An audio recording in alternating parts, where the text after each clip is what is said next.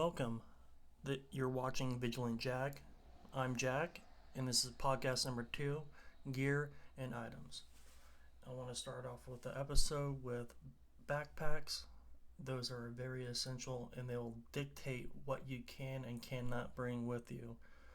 I mean, you can essentially carry whatever you want with you, but you're going to be tired, exhausted, and it's just not going to be fun. And packing for the occasion is a guaranteed time saver, stress saver, and all around it's just going to be a lot better time. So when I go for day hikes, I go minimal as possible, but I do carry the 10 C's of survival on me, and I do carry extra stuff that are redundant items, but it's better be redundant and having one fail on you and having another to replace it than not have anything at all when you're out doing something. Especially here when I live in Oregon, when you're out in the sticks, there's nobody, unless you're on a specific trailhead and you might have somebody come up on you and help you out. But if you're trailblazing, you have to have certain items with you, and that's one thing that I wanted to be told to me and wasn't. I watch multiple videos and people talking about gear and what you should get, what you should have, but specifically here in Oregon, in most areas that have wildlife, is bear mace. You need a really good bear mace for your first line of defense, and it needs to be really accessible. I mean, it should be second nature to reach for and grab and deploy right then and there. And the second thing is other defensive items you can choose. The other thing was I've been getting into certain items that are lighter, but lighter isn't always better when you're trying to have fun and go out there and do certain things. I've had things break on me before or just not work completely, and I think that's due to how well made, or in this opinion not well made, items. And just learning is the biggest part when you're going out hiking. And again, when it comes to gear and items, it's a bag. The second thing is a container. That's one thing that is really hard to replicate out in the sticks or out on a trailhead unless you have previous knowledge on how to make a makeshift container. Then you should have a container to boil water so you can drink water safely. And the other one I just recently got is a mini Sawyer. I've been watching people that I watch on YouTube about the mini Sawyer, and I thought it was just a plug, but I went and got it at my local store for $25. It came with a foldable, collapsible bag, a straw that you put on the mini Sawyer, and a syringe to blow out the remnants after you're done drinking the water. I went and did a video, and it is on my channel, of me going to the Junction City Pond, and I was fishing with my brother and his girlfriend. And at the end of the trip, I wanted to just see if it actually works. And boy, did it. Because I was like, I'm going to get really sick. And I was like, please, I get sick, but yeah, it was pretty cool. One thing though, is the bag itself.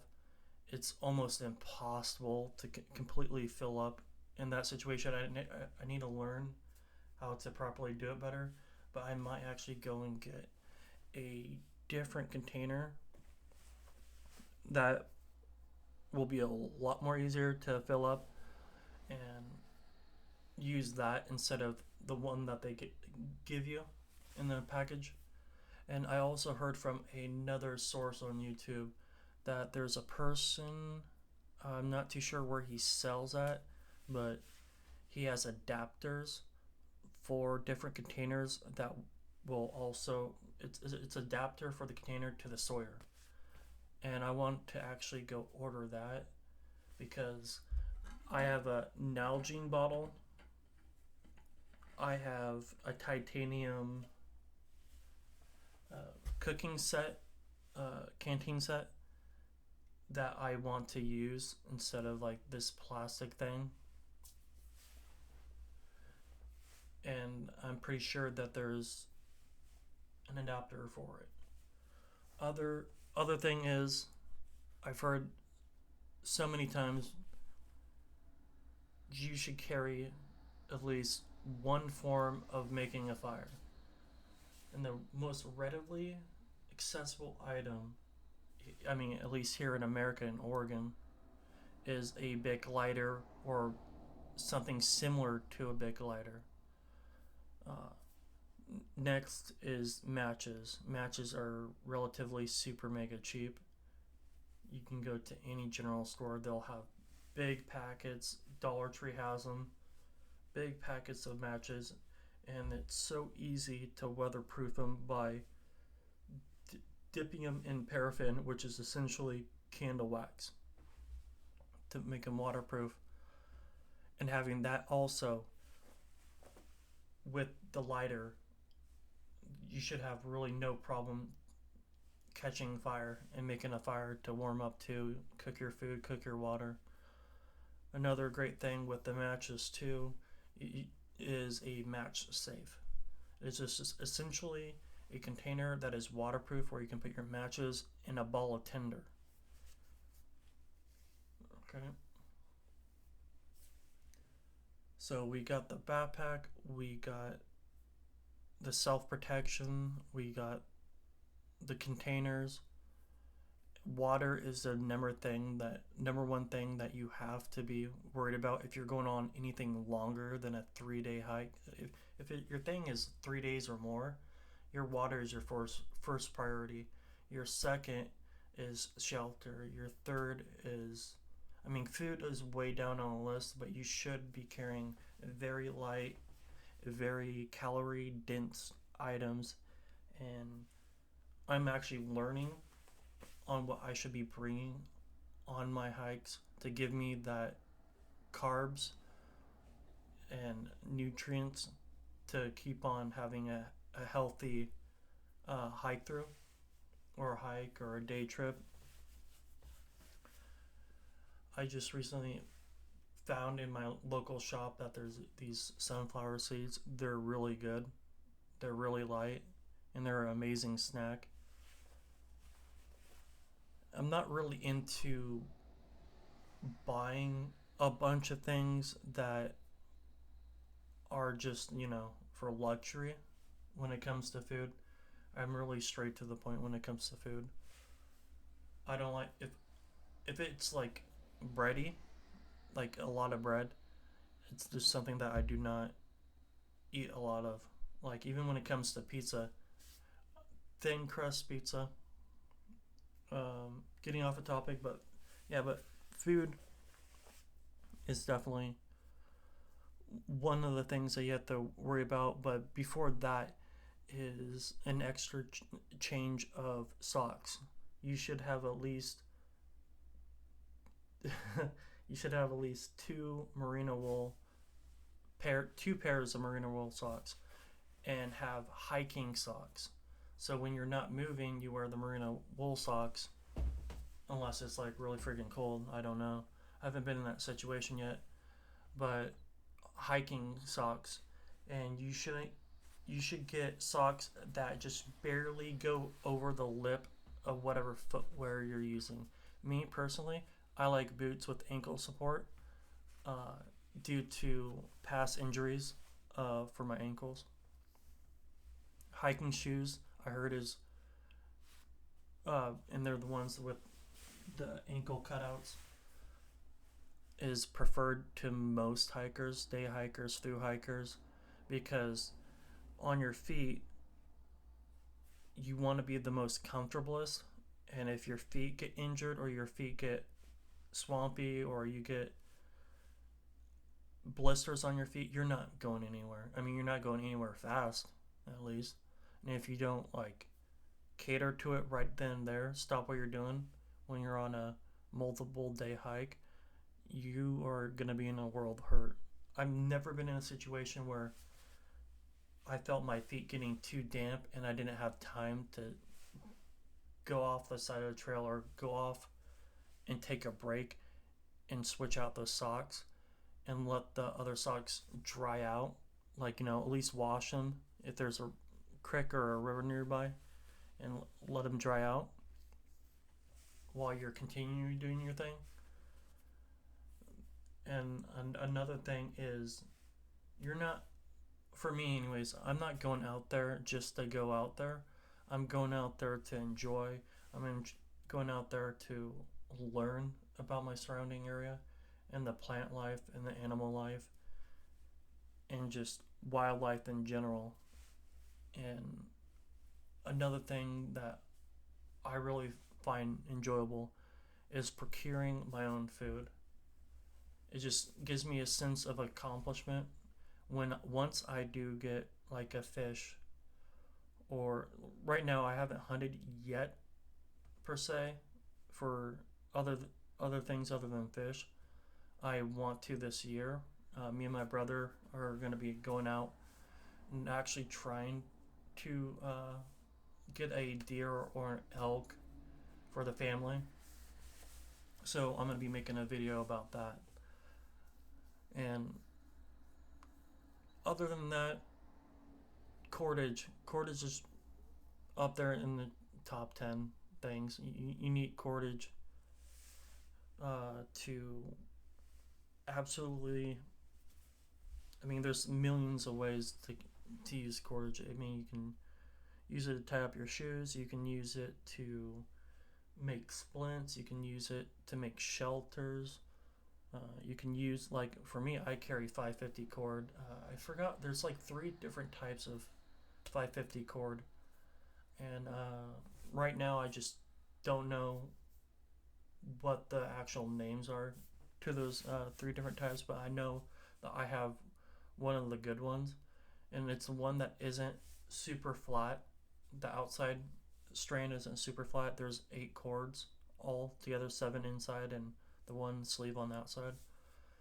That one is my favorite by far because you can use it as a fishing line if you run out of fishing line somehow. If you're me that doesn't know how to fish really great, you're gonna be running out of fishing line in no time. But yeah, cordage is something that you do not want to skip out on. If someone says that they're selling 550 cord for $3 and they advertise it as a 7 strand and 8 sleeve one, it's most likely not going to be what you're thinking. It's not going to be actual paracord. I've actually been duped on Amazon with that because I just saw the price, saw what I'm actually looking for, and it not being it. So remember to look at your items in your shopping cart, either physically or online. Look at it, look at the details, look at the dimensions, make sure you're getting what you're wanting. Other thing is tools. A multi-tool is a must, and I didn't know it at the time because I never took or take a multi-tool and wear it all the time, but now I do. I have a Leatherman, can't remember what it is, a Sideman or something like that, but it is super so useful. Uh, where you need that grip strength, that those pliers will come 100 folds for you and get the job done. The knife on it, thank gosh, it's straight blade. It's not serrated, so there's a lot more real estate for the blade to be at. There's a saw. The saw is crazy good. For some reason, it's like really aggressive teething on it.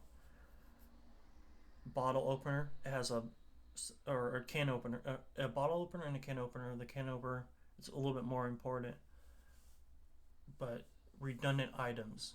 I'll have a buck knife on me that's probably 6 inches long or whatever. It's full tang. I mean, I would really have to abuse the crap out of it to even chip or crack it or snap it.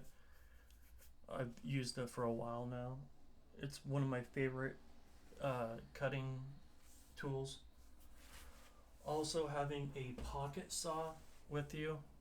I recommend having multiple blades, though. Like, so the pocket saw that I got is locking.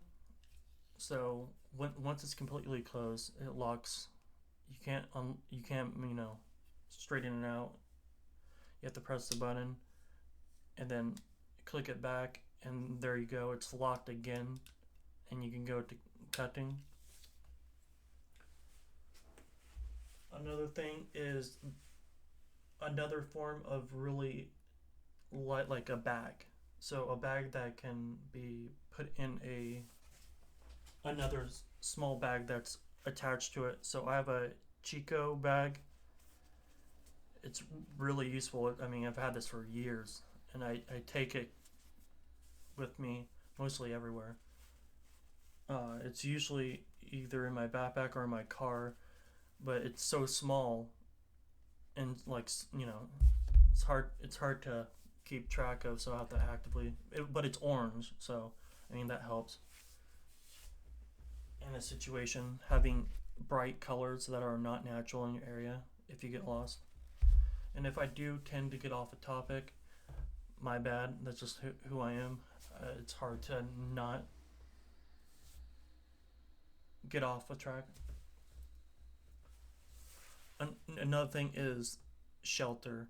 You should have a main shelter system with you, whether that be a ridge tent, dome tent, tarp.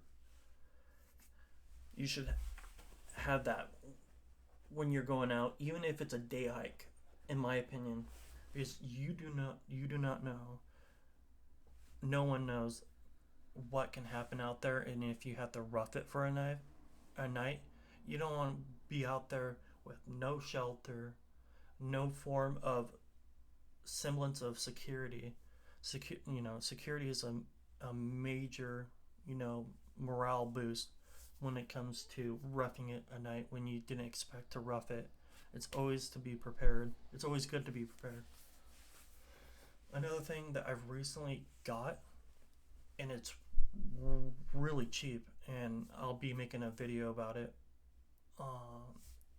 Harbor Freight. Harbor Freight. It's such a great store. It has everything a prepper needs to get their stuff started relatively cheap and not buy name brands.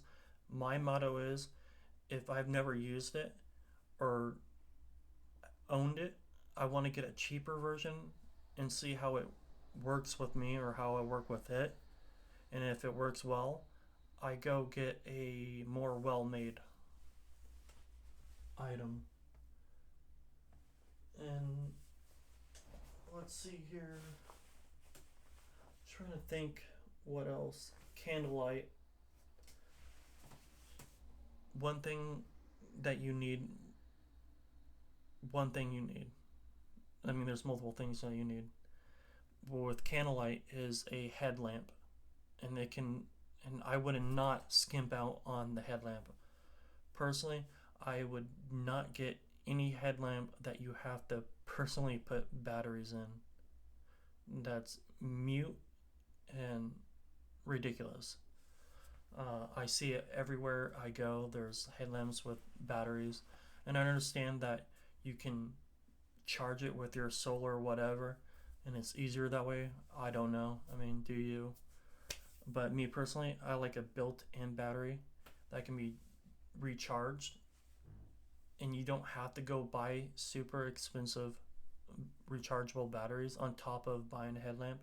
But you should buy two headlamps, one for your main use and a backup. You should always have a backup of your backup. And the other candlelight situation that I have is a it's a it's a rifle light where you put on a rifle, but you can take it off and use it just like a regular pin light. And this thing is crazy bright, and it takes these weird C123 batteries, which is relatively way more expensive than just regular double A's or triple A's, but you need that certain battery for that certain item. But I use that for spotlighting. There's no settings on it. There is no strobe effect. I hate strobe effects on flashlights. There's no need unless there's a specific button that you press for that strobe effect. But a lot of them will have where you have to press it or hold it to get that strobe effect or that specific lumen that you're looking for. Nope. I try to avoid those. I try to have two settings, a low and a high, or a low, medium, and high. And that's where you get into the more expensive side of things. But lighting is a must for me. Another thing I strongly urge people to get is chemical lights. The things that you crack and you shake and they glow sticks. Those are great land navigation items if you are in a low lighting setting and you don't want to be overtly obvious that you're there looking at something, an animal or a hostile figure or person or entity. And I heard on another YouTube is navigation items. Navigation and items is their number one thing when it comes to hikers. You should carry a compass. You should carry about 2 compasses. You should carry as much compasses as you physically can.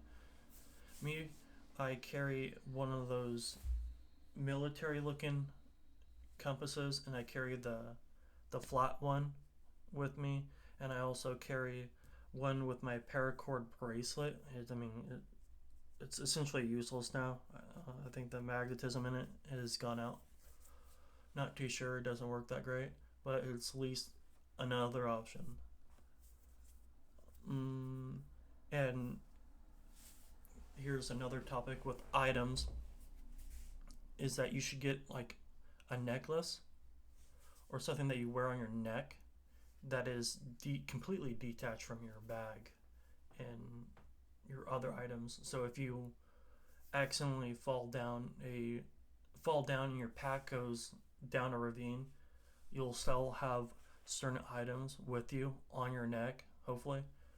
Is a way to make a fire, a way to cut things. So have a neck knife is a great option. A neck compass, the flat compass, you can have that on your neck.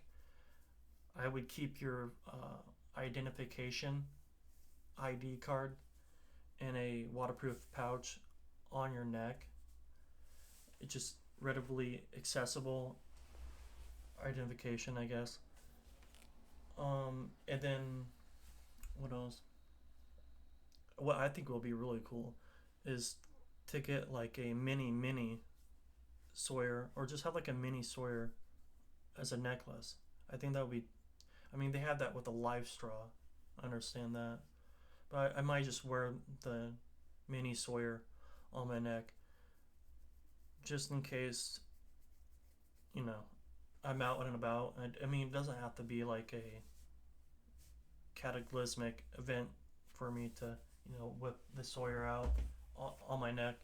But like if I'm away from camp, getting sticks, woods, stick and big logs and stuff to make a fire, it's pretty nice to have all, like not all, but majority of everything on your neck when it comes to the 10 C's.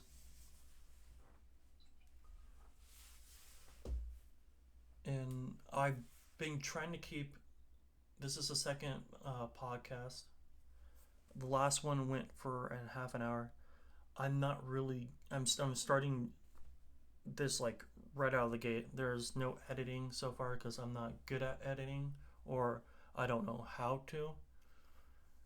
But yeah, this year is going to be a great year when it comes to my dreams because I'm making them into reality this year when it comes to survivalism, when it comes to procuring food for oneself and family, and making that a priority instead of a luxury or something to do. I want to actually make it a priority to be more self-reliant on myself and the people around me that I surround myself with. I want to be around people that are, you know, wholesome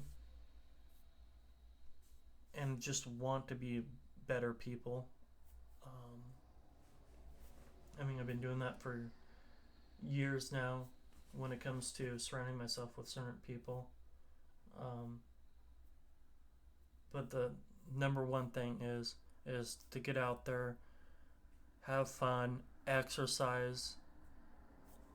You know, there's a lot of doom and gloom when it comes to the uh, social media side of things and the fake news, the legacy media, and how it's even to this day is still extremely hard to find the good side of things. But that's one thing that I want to focus on compared to focusing always on the negative.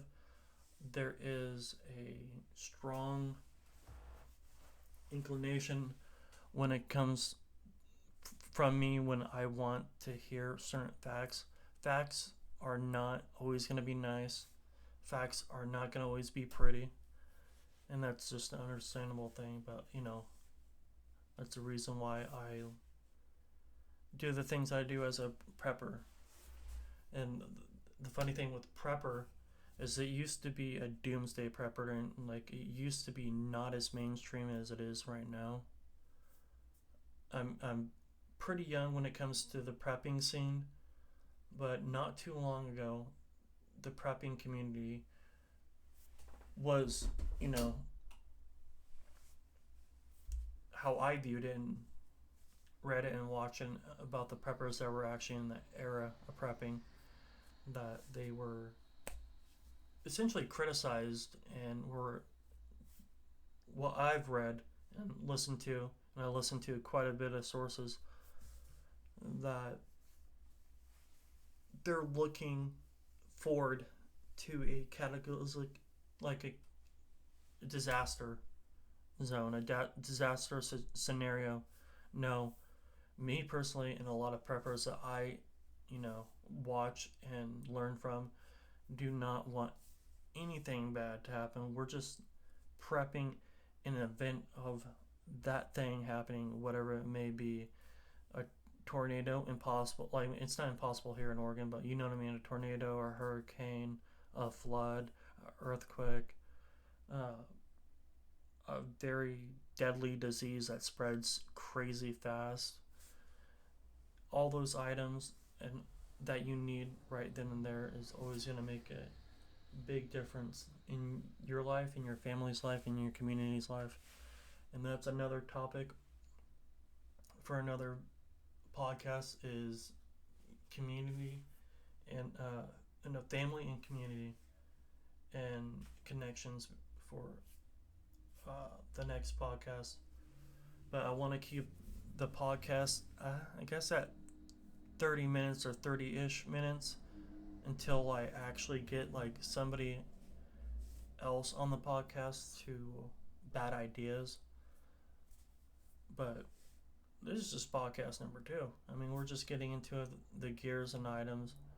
Uh, More videos are going to be on the way. And for right now, I don't really understand the whole idea of who can see what on the videos, the restriction things. And hopefully, I mean, I watch a lot of videos when they censor or bleep out certain words. I find that ridiculous. I don't agree with censorship, and I don't believe children should be watching uh, unfiltered content without their parents expressly giving them permission to watch certain things. And I know that kids will be kids, and kids will do whatever they want to do if they want to do it. But yeah, in my content, it's not crazy ass stuff that's happening. I know. I try to keep it pretty much PG-13 when it comes to the words that I use. I might have certain words that are, flavorful, but it's not like a very custom thing or something that I do on a regular basis. But yeah, you should have the other thing that you should have in your gear or items is, again, to reiterate, a compass. You should have more than one compass with you, especially in your pack and on you and on your person. You should have a map of your area. You should have a laminated, waterproof version of your map in the area, or you should have a device that keeps it from getting wet and destroyed of your area or wherever you're traveling to. But we're just gonna leave it there. Today's date is February 6th. Thank you for everybody that's been watching. Thank you for the views. Like and subscribe if you like the content. Click the bell notification for future podcasts and future videos. There's going to be more to come.